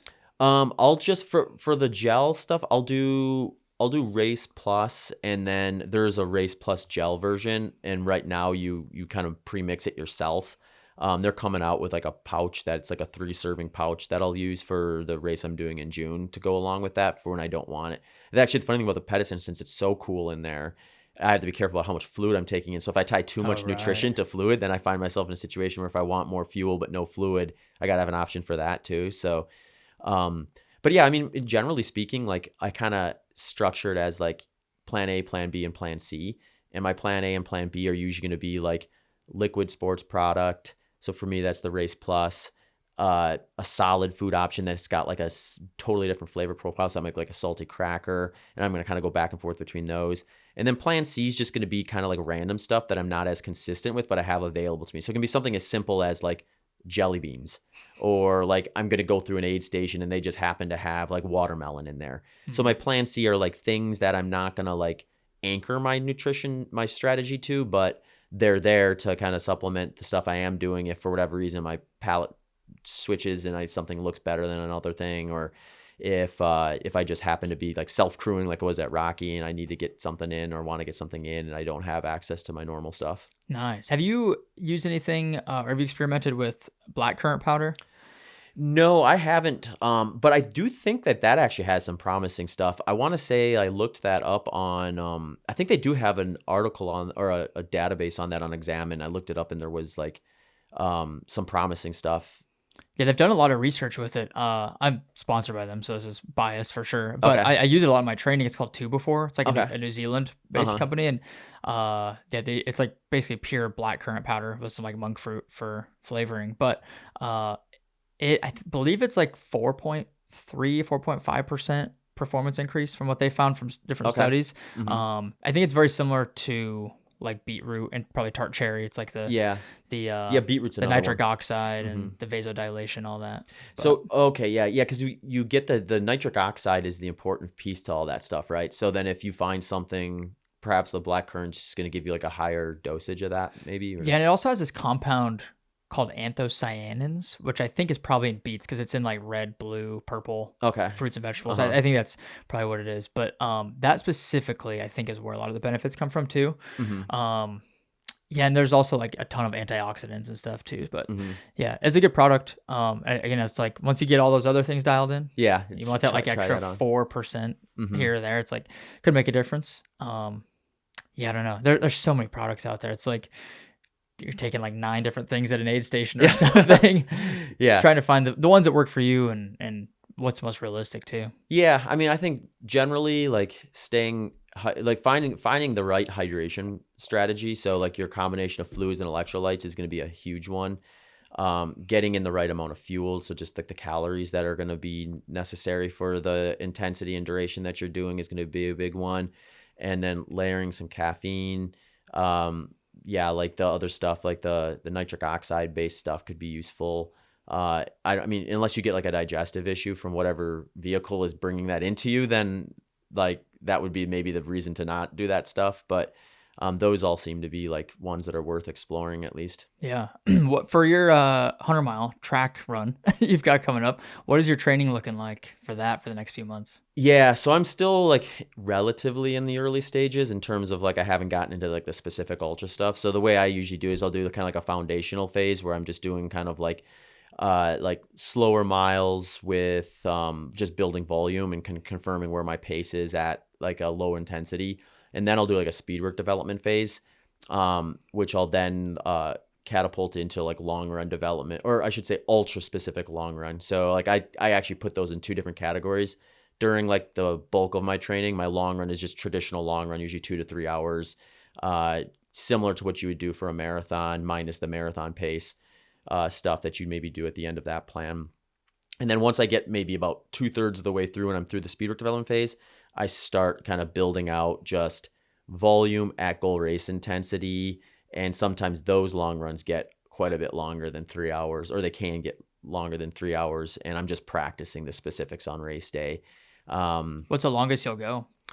For the Pettit Center, I probably won't. Outside of races, I am racing more this year, just as like Rocky Raccoon was a training race. So that was a 7-hour session technically. I might be doing another race in the next couple of weeks. That'll be probably between 50K and 50 miles. Do Mad City 100K in April. So those will be kind of like the bigger stimuluses where they're like, 6-7 hours. In terms of like training races I do on my own, it's rare I go beyond 5 hours for those. And usually if I go beyond 5 hours, it's because it's a trail race. So I'm just moving a little slower out there, doing the climbing side of things. When I ran 11:19, outside of races, I don't think I ran beyond 3.5 hours for a long run. But Interesting. I had like I'd have to look back to like see exactly what it was. I think I had like a 4-week block where I did like back-to-back long runs on the weekends or like on 2 subsequent days. And it was like, I was averaging like 50 to 60 miles between the two of them. Are you changing your mind at all on the like 3-hour long run? Because it sounds like you're doing a little bit longer stuff now. If you I think you said you're not going to do a training run over 5 hours. Yeah. So I won't probably do a training run beyond 5 hours. I think like if anything, it might not even be beyond 4. So like for a race like this, it's the specifics is I'll actually go down to like Austin High and get on the track and do like, 3.5 hour long run or something like that. And I'm going to start implementing that soon. That's part of the phase is starting. Yeah. To the degree where I'm going out there like 2 days a week and spending like 6, 7, maybe 8 hours between 2 days out there. That's down the road yet, but those days are on their way. Oh my gosh. How do you not go crazy on the track like that? Yeah. There is a balance there between doing enough where you feel comfortable and just like, all right, I can just get into the right headspace and just sit there for hours and hours versus like, all right, now I've done so much of this that I'm standing on the starting of the race. I'm so sick of being on a track that I don't even want to be here, much less try to perform. You always go the same direction? No, they usually switch every 4 hours. Okay. So that's helpful. Yeah. But in training that matters too. So I'll try to kind of like balance that out where, I'm switching directions and not just turning one way the whole time. Right. I feel like I'd go crazy doing that. Yeah. I always wonder about that because most people are kind of in the same boat as you, I think, where they think like, all right, I can maybe wrap my head around an ultra marathon, but why would I want to do it on a track? And the only thing I can think of for me is like the first one I ever did, I had such a good experience. I think I just had like a positive first impression versus a really negative one. Right. And it's funny because Nicole's done great in races. She's finished on the podium at some of the more competitive 100-milers and ultra marathons like for a while now, but she hates the track. And she's tried a couple of them just to get, she sees me doing it. She gets curious about it, but she's just like, she's sworn them off now. She's like, there's no way I'm ever going back on a track. She's convinced her body just breaks down differently. And maybe that's true. Whereas like the funny thing is like, if we do a course that's got a lot of downhill running, she can do like very little specific downhill prep and be no worse after that race versus me. Like if I'm doing a race like Western States, I just need to get on downhill running. Yeah. I need to implement eccentric like weight lift or strength training stuff. And I'm still going to be beat up after that race. Yeah. But she like just walks away from it. So it's like, there's like, we have some polarizing like physical limitations maybe with that where I can hop on a track and not feel too beat up from it. And and tolerate it, where she just hates it, where she can get on this downhill course and just make it through no problem. Right. Yeah. I mean, well, the track is controlled. It's a little bit softer. Yeah, the mental aspect would definitely be the hardest part. Yeah, I would say because I've done enough variance in races now where I do kind of have a good perspective of like what's different. I would say like the biggest thing that stands out to me is like if I hit a low spot on a trail race, it's just like I can just kind of navigate that without like overthinking it too much, or without feeling like, oh, it's over, calling it quits next aid station. Whereas on the track, it's like things spiral out of control so fast if they do. So, and I think some of that's just the access to information, where if I go slower for one loop, I know. Right. And it's like, I know it was me going slower because that loop did not change. Whereas like on a trail race, I might go slower and just like, okay, I was in a little bit of a rough patch, or, you know, it was a little more uphill that spot. You know, things change more frequently. So it's a little harder to like acknowledge that you're actually like doing worse. Whereas it's just so obvious when you're falling off, and then you have to process that and get back on track. And for whatever reason, I think in your mind that just moves a lot quicker on the track. So yeah, I did that. It was 100K I was supposed to do. Oh, you did the 1 mile loop, right? It was a 1 mile concrete loops. It was 100K, so 62 miles, 62 loops. I about went crazy during that. It was I'd never done anything like that before. And so imagining something 4 times shorter and doing it 4 times more, basically. I'm like, oh my gosh, there's no way. So kudos to you for doing it. Yeah, the loop courses are different for sure, but they're a fun experience. I mean, it's one of those things where it's like, are the benefits, do they outweigh the potential hard hurdles to get over? Because it's like on a 400-meter track, you have whatever you want whenever you want it. And you can even make like special orders sometimes where like, hey, I decided I want this. Can you go grab it for me? And like someone can probably get it. You could get by with one crew person if they're willing to sit out there for the whole race, or one person at a time, I should say, is maybe the better way to look at it, because most people are going to maybe want to rotate people in and out if they can. But even if you don't, like if I was going to self-crew a 400-meter track looped course, or even a 1 mile, I mean, you could have like a setup where you have like a little table out there and you have all your stuff set up and you're just running by grabbing and then throwing it down there and then cleaning it up afterwards. And it's like, you can do that without a huge expense in terms of time wasted if you have it all organized The hardest part I found with that was towards the end. I started walking more because it was so easy to stop and walk. Yeah. Each time I went by the little aid station. So I was like, okay, just run this loop, then I'll walk for like 0.1 miles to get to the aid station, and then I'll run. And I feel like if I didn't have that every mile, if it was like every 4 miles or something, like in a trail race, I probably would have ran a lot more. Yeah. Because there wasn't that incentive every 8 minutes to stop and walk. Yeah. I do, for those type of races, depending on what like the goal pace is, and where that fits amongst the running paces the person's producing and training, I do like a run-walk strategy for those, because you are just hammering the exact same mechanics all day long. Right. And I think that does kind of turn it into like, the way I like to describe it is like the reason you do an interval session for short intervals and long intervals at intensity is because it allows you to do more volume before you break down and lose quality. So it's like, it's kind of like an exaggerated lower intensity version of that, where, all right, you're running for however many minutes, walk for a couple to kind of like just break all that up. But there's the side of that you described, where it's like, if you start kind of falling behind on that and doing more walking than you were intending to, or sometimes it's hard to get moving again and you'd rather just keep running. So there's gonna be some personality and differences from one event to the next with that too. How do you, what's your strength training routine look like? Has that changed at all for preparing for this upcoming race? Yeah. My strength training in general has changed a bit, where like it used to be something where I'm an endurance athlete that doesn't hate strength training. Like I actually like it. It's just usually like a matter of like, where does it fit and how consistent am I with it, versus like some endurance athletes, I feel like they look at the gym as like, what is the minimum amount I can get away with? Like when I get in a routine with it, I actually enjoy it. And I always tell myself like, yeah, why would you stop doing this? It's fun. And that probably just spans from like, I got into strength work in high school and stuff like a lot of people do. So it's been something that I've been kind of curious about. It's just not the exact sport I'm training for. But last year, probably around this time, actually, I decided it's like, okay, this has to be something, because I'm 38 now. It's like one of those things where it's like, to be able to continue to run, like I can't just go out and run more and expect that to end well for me. I need to be on top of the different, Right. especially when I'm doing like more controlled races, because that's just like, if you're talking about imbalances, that's how you're going to get imbalance. Like the trails, people get away with it a little bit more because there's some built-in strength just Right. in the run itself to some degree, especially if you're doing speed work out there. So I'm looking at like what I'll do is I have like a set of like daily exercises that I'm just going to do basically every day. And it's just kind of a basic like series of like leg swings, forward, backwards, some forward lunges, some like body weight Bulgarian split squats, some box steps, that sort of stuff. I'm doing like one set of like maybe 10. And that's just like kind of like a greasing the groove mentality of like, this is in there. It's every day. It keeps these ranges of motion open versus like not present at all. And then I kind of build the strength work around that. So I'll do like for lower body, I kind of have two like different types of sessions that I'll do.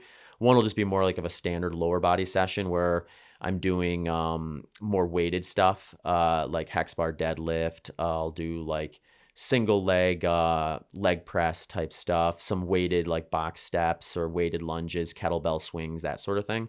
And then I have like a muscular endurance routine that I'll do, which is this one. You can progress this to some weight. Right now I haven't. I've just been doing body weight at the moment. And it's some jumping split squats, jumping squats, box steps, and forward lunges. But it's like it's a little higher volume and a little more set. So it's like 6x10 for each leg on the single leg stuff. And then for the double leg stuff, it's just the 6x10. And that session takes probably between 20-30 minutes to do. And it really kind of tests just like it says, the endurance of your muscles through some more dynamic movements, which I'm going to get a lot less of when I'm running long and slow. I'm going to get a little more of it when I'm doing speed work, but it also has a little more of an exaggerated mechanic to it than say the running gait cycle does. So I find that kind of helps keep that open and more available to me. And just less injured, hopefully. Yeah. That's been my experience so far anyway. Yeah, I've been doing more plyo stuff too, like the jumping. Like I'll do some jumping Bulgarian split squats and like jumping like regular standing split squats. Even some like box jumps, just body weight. Yeah. And that seems to help a lot. Obviously you're using the same muscles, same joints and everything as with running. What made you kind of switch into like doing some more of that stuff? Because I don't think you talked about much of that last time we chatted. No, the muscular endurance stuff is something I just implemented probably maybe at most 6 months ago. I have to look back, see the first time I did one of those. I was looking for something that, so the way I like to look at it is like, if someone wants to do a muscular endurance plan and they're an endurance athlete, that's their primary focus, there are some things to consider. Like one is, can you if you can put your body weight on a squat bar and do that and do a rep of that, you want to be able to at least do that before you start. Otherwise you've got like a strength deficiency that you probably want to address first. And then you should actually probably be doing kind of like actual strength work, like squats, deadlifts, that sort of thing, to get up into that. And then if you get beyond 2X, you start maybe making some compromises in your running performance. So this is actually a good hybrid athlete because you're probably beyond 2X, I would imagine, on some of those movements. I think for pretty much all of them. Yeah. So or at least close to it. So let's say like you wanted to improve your mile PR. You could probably do that by actually like maybe giving up some strength versus adding more strength. But like that's not your objective, obviously. Like you probably don't care if your mile time is 10 seconds faster if it means you can't your deadlift comes down 100 pounds or something like that. It's not a fair compromise. But for someone who's who's focused like the way I am, then like I'm trying to kind of stay between that 1 to 2 body weight like loading zone as kind of like optimal for performance. Not that I'd have like an easy time getting up to 2X. Like I'd have to probably stop running as much and really focus on that. So it's like, unless this is more of a problem for someone who's coming probably from a strength background and then they're getting into running, so they have like this residual like ability from that versus like someone like me has got to worry about having that happen. But that's just kind of the context to consider. And the muscular endurance stuff is just way more specific to some of the like mechanics I'm going to do for running. And it's going to be much more useful for if I decided to do a race that's got more climbing and descending on it. And since now I live in Austin, I mean, we've got hill country, we got rolling hills and stuff, but we don't have like big mountain ascents and descents. So it's just something I want to keep around that I would have maybe addressed more through trail running in the past when I was living in Phoenix. And it was like, oh, I'll just go out for a run and do do more hill bounds in the middle of a run or something like that. It just kind of fits that mold a little bit better. And I think it's just something where like when I was younger, I could probably get away with just maintaining that ability just more naturally. Whereas now it's like, if I keep running long and slow, especially when I'm away from speed work development phases, it's just more likely that I'm going to have a deficiency there. How do you structure that with your running schedule? Do you like go for a run in the morning and then lift immediately afterwards in the afternoon, or how do you time that? Yeah, usually I'm trying to pair lower body up with whatever is more intense for the week on the running side of things, and after, sometimes right after or later in the day.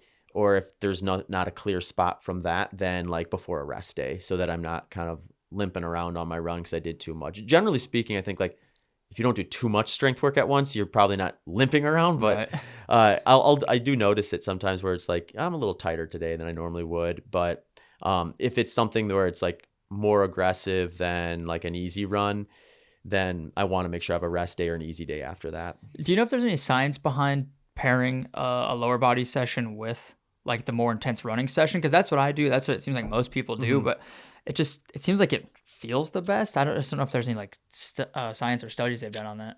Yeah, I think the most compelling reason to do it is just going to be because you're kind of keeping that focus for what is your goal for the day is what you're asking yourself, or what is my goal here? And if you're doing lower body strength, you're sort of in the same category as you would be for something that's higher intensity versus a long, slow run or just an easy run or something like that. So you want to kind of, this would fit into that mold of like kind of, if you're going to do something hard, do something hard. If you're going to do something easy, do something easy. If you find yourself with those two objectives and you're moderate, then you're going to make it difficult to actually execute on the hard and then hard to recover on the easy. And when you have kind of like, so if let's say we like deviated from that and you did like short intervals and then the following day you did strength work, you sort of have two of the same stimuluses back to back, right? Which isn't necessarily bad. It'd be like blocking a workout where you do like say 2 speed sessions in back-to-back days. You just want to make sure like one, like you're executing at a high quality still, because any reduction in quality on either of those is going to come at the expense of whatever benefits you'd get from congesting it. I mean, generally speaking, when you talk about like training adaptations, if you do consolidate training into a tighter window, you can get a little bit better adaptation from that. But it's a very small amount. So if you lose quality, then that small amount gets erased and you actually probably end up doing worse, or you potentially get injured because you're not giving yourself enough recovery in between. So I find it just like a good starting point. Like I've got some coaching clients and even myself, like when I get like really into the strength work to the point where like, all right, my routine, I'm at a point where maybe I could start to entertain a progression. At that point, like if I don't entertain the progression, I could probably drop that strength session on almost any day and it wouldn't be anything that would impact my running negatively. Right. But if I do that like early on in the season when I hadn't done as much strength work recently and now all of a sudden I'm a little more sore and a little more tight, then it's like I'm sending the signal to my body that I'm sending a stressor when I want to be sending a recovery. Right. That makes perfect sense. Mm-hmm. Dang, I love it, man. Thanks for taking the time to come on. Yeah, no, it's been great. It's always we've been chatting for close to 2 hours already. Oh yeah, we are. We're hour 45 at least. There's no way around it. You dive into ketones and all the suspicious research is out there. It's interesting. I'm excited to see where it all goes, and I'm definitely I feel like I've changed my mind a little bit on it. Just talking to you, listening to that podcast you had. Was it Brendan? Is that his name? Yeah, Brendan Egan. If people are interested, I love Brendan because Brendan is not affiliated with any of the brands. Yeah. So like he's very much interested in it, and he's one of the leading experts in research with it. He's actively doing research, so he's just a fun guy to chat to and get an idea of just like where they're at and like where their claims are. I mean, I just generally speaking, I just think marketing is always going to exceed what you're likely going to get. So like if you go in assuming that like there's probably some benefits to a lot of these things that are more or less overprescribed. It's just, I think it's like knowing what those are though is important. And I'm like you. I think like there's probably a reason why a ton of the Tour de France athletes are using these things, and you know, these guys are working with like exercise scientists who are monitoring these things closely and looking for the results in a much more acute way than you or I are probably going to do. So like what comes out of it, you know, it could be something completely different.